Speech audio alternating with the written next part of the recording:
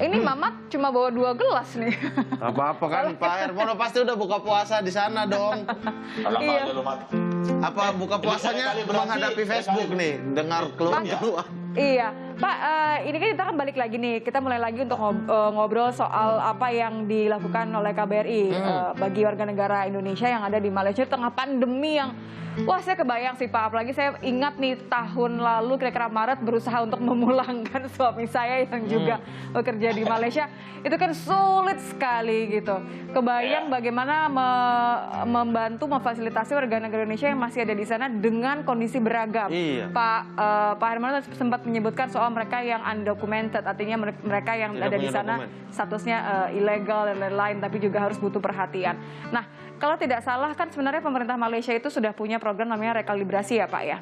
Iya. Rekalibrasi ini kan sebenarnya suatu program yang sangat bagus dan butuh support dari KBRI gitu.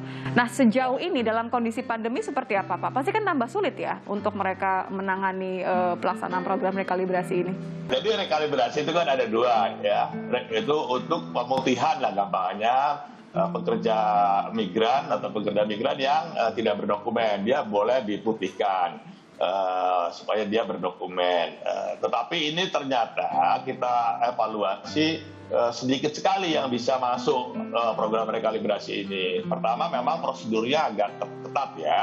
Dan juga sektornya terbatas, sekarang baru ditambah 4 sektor lagi boleh ikut. Tetapi tetap yang bisa ikut itu sedikit sekali. Banyak kan tidak lolos. Mungkin tidak lebih dari 30% yang bisa lolos. Lalu kebijakan apa untuk mereka yang tidak lolos ini Pak Hermono?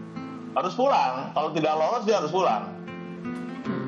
Dan difasilitasi oleh KBRI untuk kepulangannya ataupun ada yang jadi KBRI juga memfasilitasi teman-teman yang kesulitan untuk ngurus dokumen yang mau pulang ya, karena kan itu tadi semuanya harus online, belum lagi ada yang sakit, ada yang hamil, ada yang tua, ada yang anak-anak. Nah ini semua kita fasilitasi dalam rekalibrasi pulang. Jadi teman-teman ini nggak usah payah-payah ya untuk bikin SPLP, bisa langsung datang.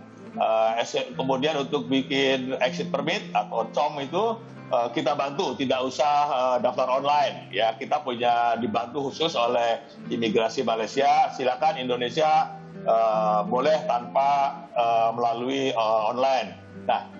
Ini kita untuk pelaksanaan ini kita dibantu oleh ormas-ormas itu yang melaksanakan. Jadi kita yang punya policy, tetapi mereka tuh yang ngumpulin ke KBRI, nanti dibawa ke imigrasi. Bahkan mereka yang charter pesawat. Jadi sampai mengurus itu ya Pak ya berarti ya? Ya sampai charter pesawat. Kalau mereka ada yang sakit, sampai di Indonesia pun kita hubungi BP2MI di Surabaya atau di Medan, ini ada yang sakit, tolong nanti dibantu ditangani. Jadi semua memang kita tangani end to end lah ya, ibaratnya bagi yang memerlukan bantuan khusus. Untungnya kan saya dulu pernah di BP2MI, jadi punya teman-teman banyak di link lah ya.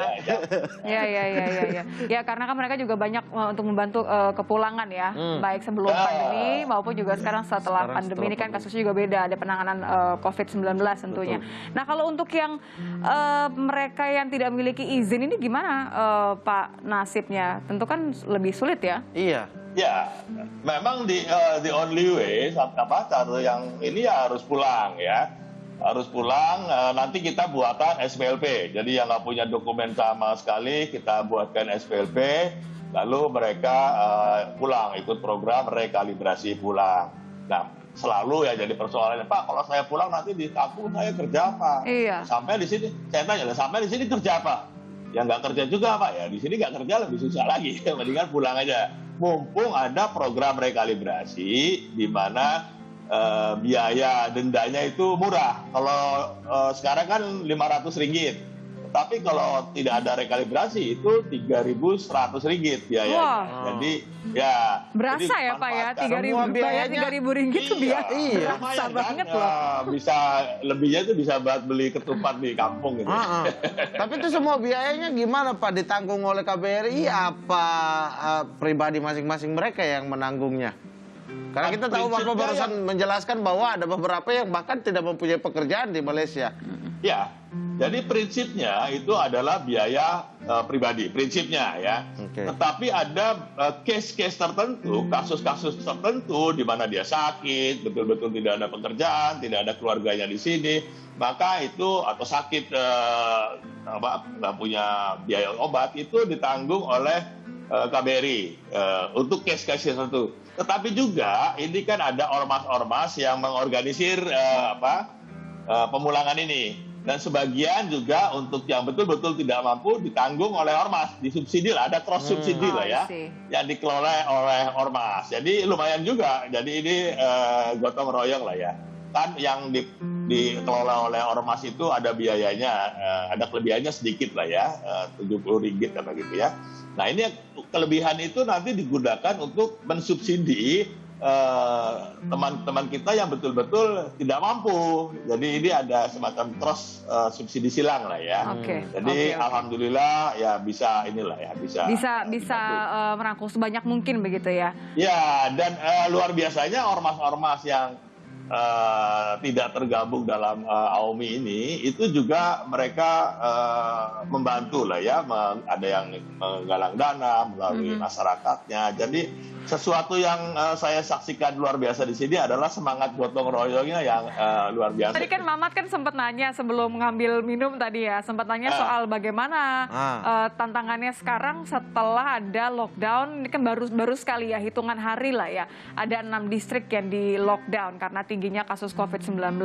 Boleh dong mungkin Nitya mau undang ada 2 konjen nih yang juga bisa kasih skema kira-kira bagaimana WNI di sana. Meskipun mungkin 2 konjen ini wilayahnya tidak di lockdown, tapi kan paling tidak kita bisa dapat gambaran apa yang akan dilakukan gitu. Dalam konteks ini kan lebih mengerucut ya Pak ya. Kan nggak mungkin semua ditangani sendiri oleh Pak Herman ya. Kita mau undang nih, udah gabung nih, ada Pak Sunarko sama Pak Krisna. Pak Sunarko Konjen Johor Baru, kalau Pak Krisna Konjen Kinabalu. Selamat bergabung Bapak-bapak, terima kasih sudah gabung nih ngobrol sama kita di sini ya. Sehat-sehat ya Pak Sunarko, Pak Krisna. Kabar baik Mbak Nitya. Alhamdulillah. Alhamdulillah kami juga baik. Mbak Nitya, Mamat. Senang sekali bisa bergabung. Ya, kalau dalam kondisi seperti ini bagaimana Pak? Ada lagi pandemi seperti ini bagaimana? Tentu kan Konjen juga harus menyesuaikan ya dengan kondisi di distrik masing-masing begitu. Betul, jadi dalam kondisi COVID ini kami pun juga tentunya bekerja sama dengan, kalau di sini tidak ada ormas kebetulan, jadi yang ada hanya kekeluargaan daerah. Jadi kami pun juga bekerja sama, berkoordinasi dengan kekeluargaan daerah yang ada di daerah-daerah untuk memantau warga kita siapa kira-kira yang memerlukan bantuan dari KJRI. Dan memang di sini sebagai informasi Mbak Nitya sama Pak Mamat ya. Jadi di Sabah ini kita ada 2 kantor perwakilan Republik Indonesia. 1 konsulat Republik Indonesia di Tawau dan 1 konsulat jenderal Republik Indonesia di Kota Kinabalu. Nah, kita ada pembagian wilayah kerja. Nah, kalau untuk di Kota Kinabalu ini kita wilayah kerjanya ada 4 bahagian, itu kurang lebih 4 kabupaten lah kira-kira. Karena Sabah itu setingkat provinsi kalau di kita. Ya. Nah, di sini kita bekerja sama dengan warga kita di daerah-daerah untuk memantau warga kita yang memerlukan bantuan-bantuan. Dan begitu dapatkan informasi, tentunya kita melakukan distribusi bantuan tersebut. Pak Sunarko, itu kan tadi Kinabalu kita tahu ada beberapa kondisinya seperti itu yang dijelaskan Pak Krisna. Kalau di Johor Baru sendiri seperti apa, Pak? Baik, kondisi sendiri di Johor saat ini masih PKP atau lockdown hingga 15 hari depan hingga 20 Mei. Tanggal 20 Mei ya Pak ya? Ya, situasi yang kita hadapi dan situasi yang sekarang ini ditetapkan oleh pemerintah Kerajaan Malaysia. Namun meskipun saat ini situasi pandemi dan juga MCO atau PKP, Perintah Kawalan Pergerakan, aktivitas masyarakat Indonesia tetap berjalan baik, tetap berjalan lancar. Mereka yang bekerja di ladang dan sawit juga tetap bekerja. Alhamdulillah, kemudian yang di sektor konstruksi juga sudah mulai terus bekerja, kilang-kilang dengan berbagai keterbatasan tetap terus bekerja. Nah, sementara mahasiswa Indonesia yang jumlahnya kira-kira 2.000 yang bekerja, yang studi dan mengambil pendidikan di Johor dan sekitarnya, saat ini sudah sebagian besar kembali ke tanah air dan melanjutkan kuliah secara virtual. Nah, beberapa hari yang lalu atau beberapa bulan yang lalu memang terdapat klaster-klaster baru di mana warga negara Indonesia yang bekerja di sektor-sektor industri hilang terjejas atau terdampak COVID terpapar. Namun koordinasi kita juga TNI dengan Kesehatan Malaysia dan juga dengan manajemen hotel penanganannya cukup cepat.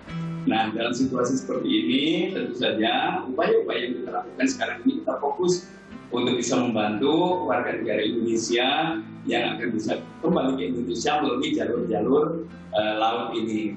Karena situasinya pandemi, PKP atau Perintah Haluan Pergerakan, lockdown sekarang ini, pada sisi lain di Indonesia juga ada pembatasan-pembatasan, maka seringkali dan setiap kali kita juga harus terjun langsung turun ke berbagai area, ke berbagai daerah untuk memberikan pelayanan kepada warga negara. Wah, saya kebayang nih Pak Sunarko sulitnya kalau Pak Sunarko bilang terjun langsung, ini kan mana masih pandemi gitu kan, tentu kita harus menjaga keselamatan staf juga yang turun.